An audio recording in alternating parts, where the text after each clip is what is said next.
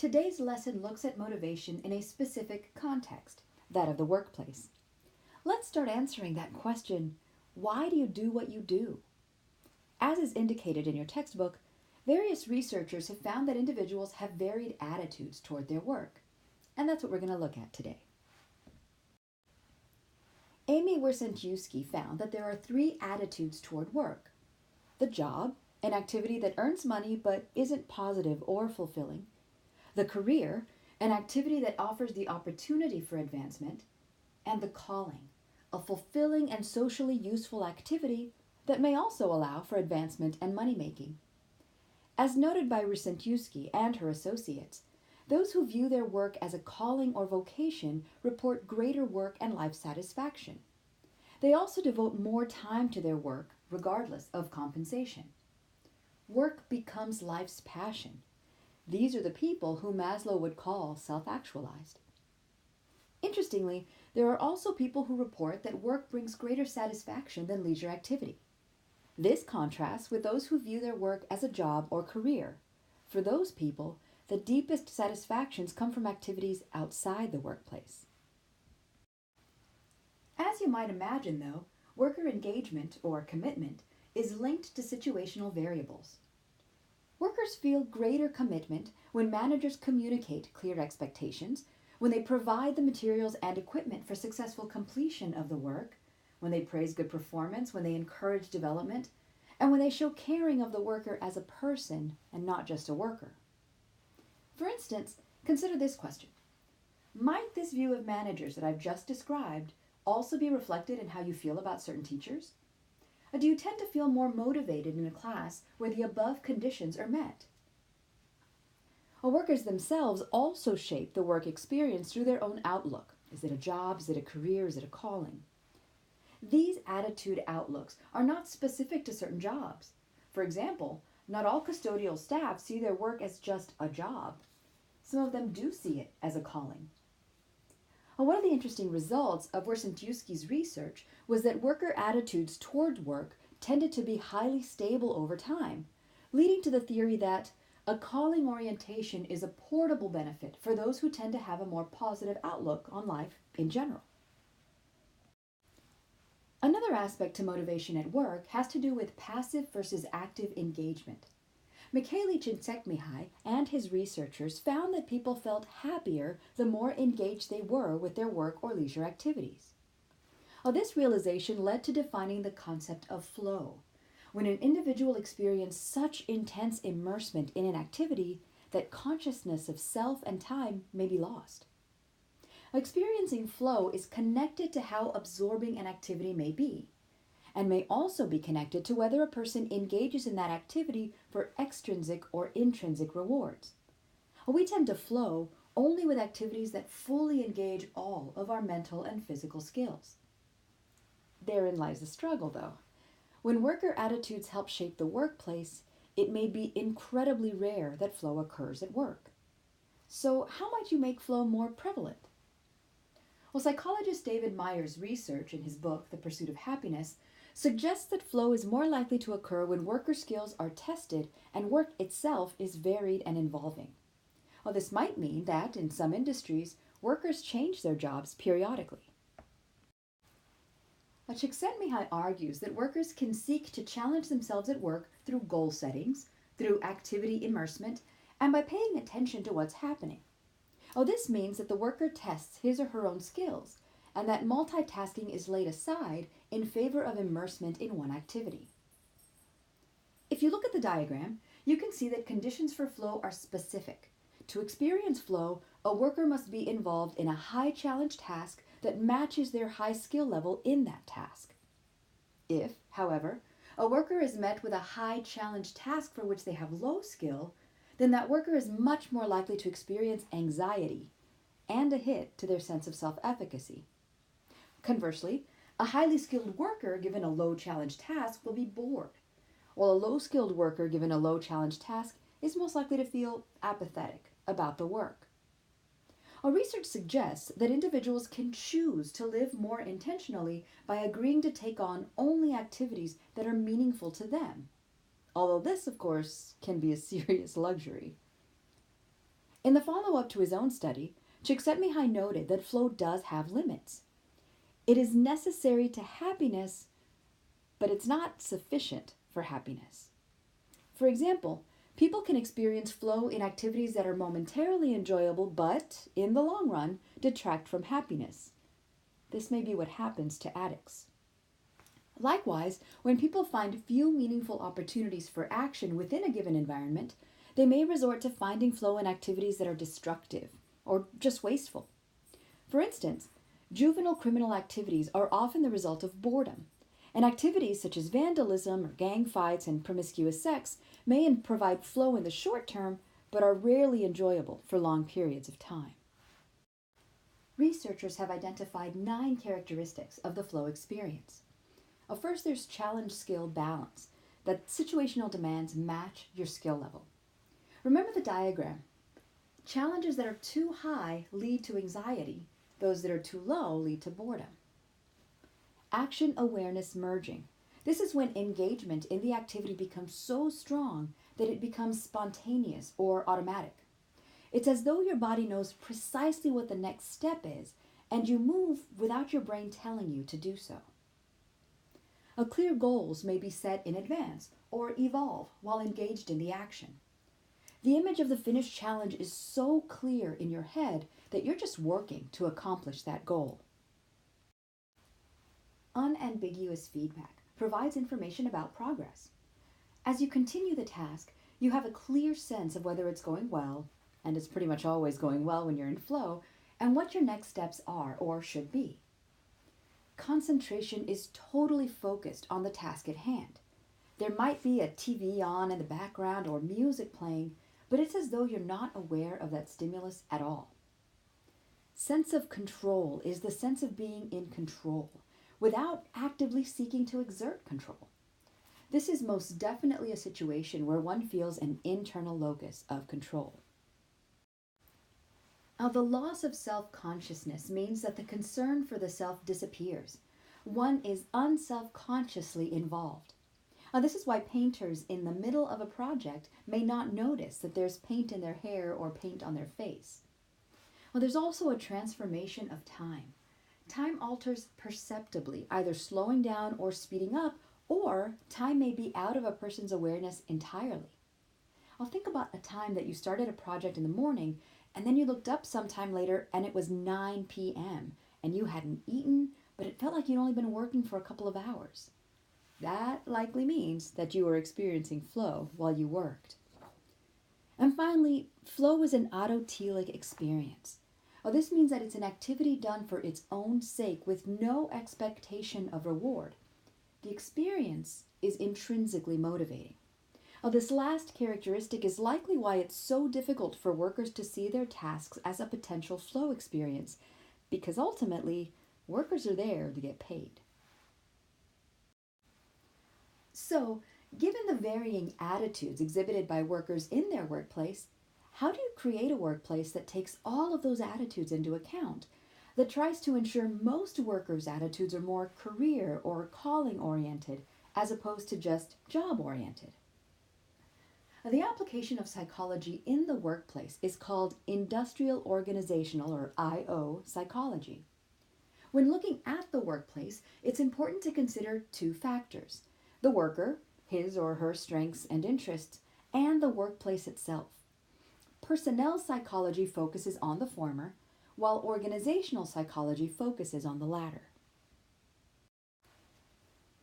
When determining ideal personnel, it's common to go through multiple steps. I'm going to be using AISD and LASA as an exemplar pretty much throughout. First, you want to publish the right job description so as to attract good candidates. Unfortunately, sometimes those hiring just don't have much choice with the description. For instance, AISD has a blanket description for various jobs. Sometimes an individual school can change that, and sometimes it can't. Next, you want to review the applications and resumes to identify interesting candidates. There may be any number of important considerations to keep in mind when reviewing applications. A candidate's experience is often key, but it can be mitigated by a candidate's educational career. For example, what was their terminal degree? What was their GPA in coursework related to the job for which you're hiring? Also, it's important to consider a candidate's work history and their identified and demonstrated skill set. Next, there are interviews, sometimes in multiple rounds. The employer will have to decide which stakeholders should be present at the interview. In a LASA context, for instance, should the department chair be present? What about other teachers, like those who already teach that same subject? Which administrators should be present? Should any counselors be present? Students? Parents? For instance, when hiring a new teacher at LASA, the principal, at least one of the assistant principals, and the department chair is usually present. Often, so is another teacher who teaches that same subject. When hiring a counselor, it's most likely that administrators and the counseling team will be present, but maybe not any teachers. When a new assistant principal is hired, it's usually a multiple round of interviews, with the current administrative team conducting the first round of interviews, and then a large group, the admin team, all the department chairs, and the lead counselor present during the second round. Now, there's also the decision of which questions to ask. This is hugely important. Your text reviews important aspects to the interview process, such as the interviewer illusion. This is why it's important to have multiple interviewers present. Your text also reviews structured and unstructured interviews. We tend to follow a structured interview process at LASA, and let me explain why. Each year in the 1970s, there was a well-known medical school, let's call it the UT Medical School in Houston, that used individual interviewers' ratings of their 800 best candidates to accept 150 students in each medical class. And when the state legislature suddenly ordered them to admit another 50 students, they were only able to admit the applicants still available to them at that point in the academic year, and those were the candidates who had achieved very low interview ratings. The problem? Well, the unstructured interviews turned out not to be predictors of performance at med school. 82% of both the top-rated 150 and the lower 50 earned the medical degree, and similar proportions of each cohort graduated with honors.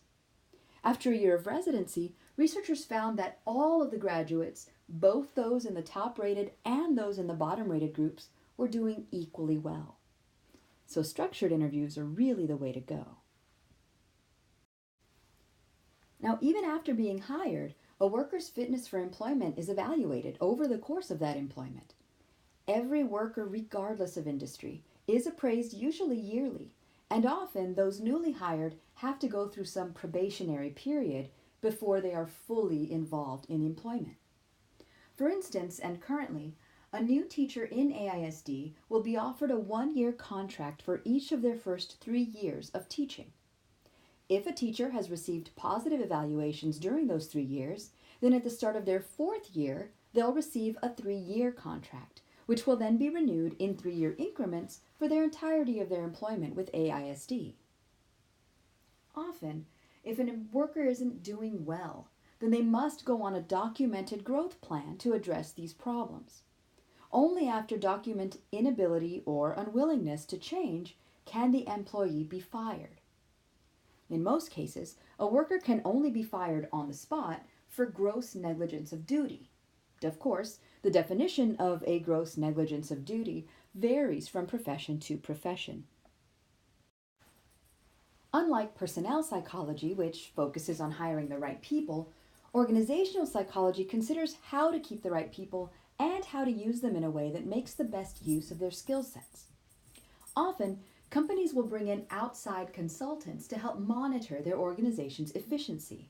Now, these consultants' job is to observe the current working environment and make suggestions regarding how that workplace might change to best suit its business goals. They might suggest, for instance, that the employer institute flexible schedules or nap pods in their workplace. Or they might suggest firing certain employees who might be valuable workers but who just don't fit in with the business goals. One of the worker qualities that organizational specialists often consider is a person's achievement motivation, their desire for significant accomplishment, for mastering skills or ideas, for control, and for rapidly attaining a high standard. As noted in your textbook, while IQ seems to be distributed along a bell curve, achievements are not. The more motivated you are, the more achievements you get, often regardless of IQ. This means that effort matters. A person can be a high achiever purely due to their own IQ, or a person can be a high achiever due to their willingness to put in the work. When compared to the general population of high school students, most LASA students are high achievers due to a combination of IQ and effort. And that's a good thing. Often, students who've relied purely on their IQ for academic success throughout high school experience a very rude awakening when they get to university. Psychologist Jerry Berger argues that the desire for control influences achievement-related behavior in important ways. High desire for control, or DC people, have higher aspiration levels. They select harder tasks, and they set goals more realistically. They tend to react to challenge with greater effort, and are more persistent when working on a difficult task. High DC people are more likely to attribute success to their own efforts and abilities, and their failures to unstable sources. For instance, a high DC person might say that winning a game was all me, but losing a game was due to an opponent's lucky breaks. Interestingly, high DC people tend to maintain a high level of motivation despite setbacks. This likely indicates that their self-efficacy remains stable even when they don't have a successful mastery experience. In his own classroom at Santa Clara University, Jerry Berger has found a significant correlation between a student's desire for control at the beginning of a semester and his or her final grade in Berger's psychology courses. Research in organizational psychology has also indicated that keeping workers has much to do with leadership style. It's important to note that leadership styles are applicable not only to workplaces, but also to movements.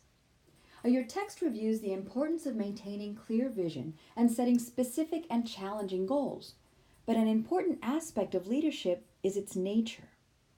Task leaders focus on organizing work and completion of tasks.